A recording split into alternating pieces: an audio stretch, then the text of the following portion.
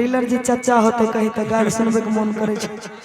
हाँ चाचा है आपका, ज्यादा दोस्ती है उनसे इसलिए। ओहो अच्छा कि मोदी जी भेजल के गेहूं चावल गरीबा दुखिया के बाटत गे सखिया के सखिया के डीलर कुरिया बनल भाई मनवा रासन अपने घर में रखई गे सखिया के सखिया के डीलर कुरिया बनल भाई मनवा रासन अपने घर में रखई गे सखिया।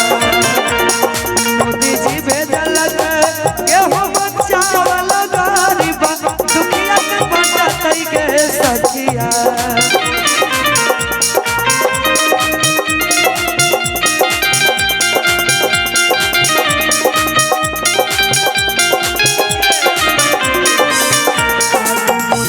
भेजल गेहूं चावल गरीबा दुखिया के बाटत गे सखिया के सखिया के डीलर कुरिया बनल भाई मनवा रासन अपने घर में रखई गे सखिया के सखिया के डीलर कुरिया बनल भाई मनवा रासन अपने घर में रखई गे सखिया।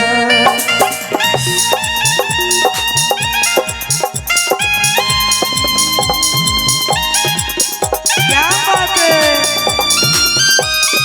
ए हो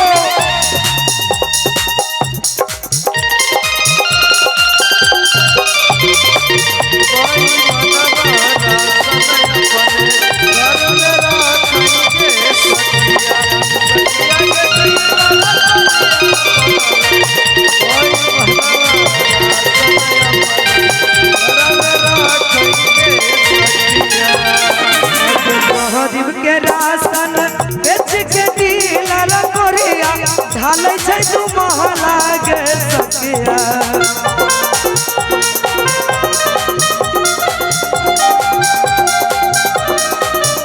अच्छा डीलर साहब आए हुए हैं क्या?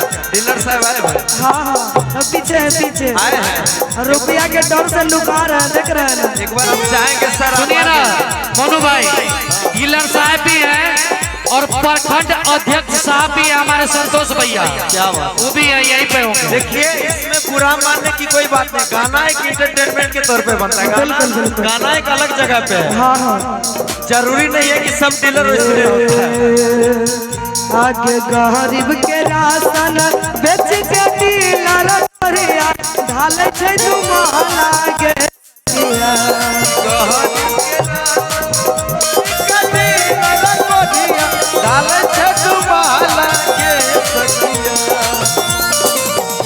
दिमाग नहीं काम कर रहा तुम्हारा भैया। आपको पैसा देना तो दीजिए, नहीं तो चाहिए फालतू में हमसे झगड़ा। आज कोई दिक्कत नहीं, कोई दिक्कत नहीं। रेड बुल चढ़ा हुआ है इसको, देख रहे हैं, फालतू में मार हो जाएगा।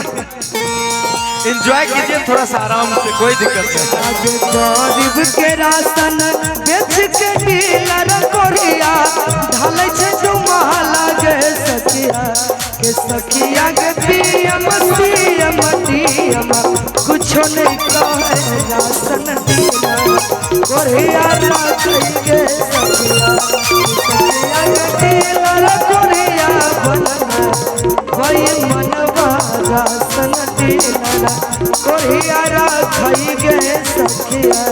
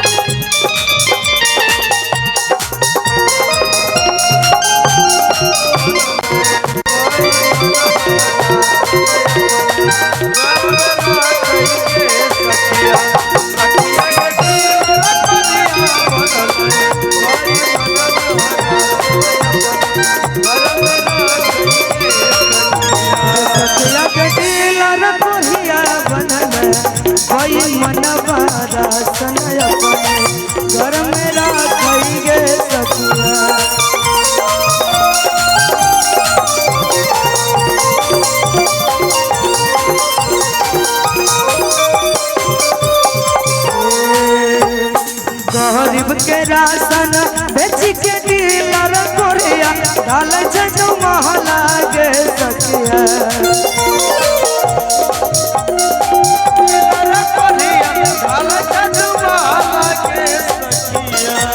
गरीब के राशन बेच के डीलर कोरिया डाल छनु महला गे सखिया सखिया के डीलर कोरिया बनल कोई मन मारा समय अपने घर में रखे सखिया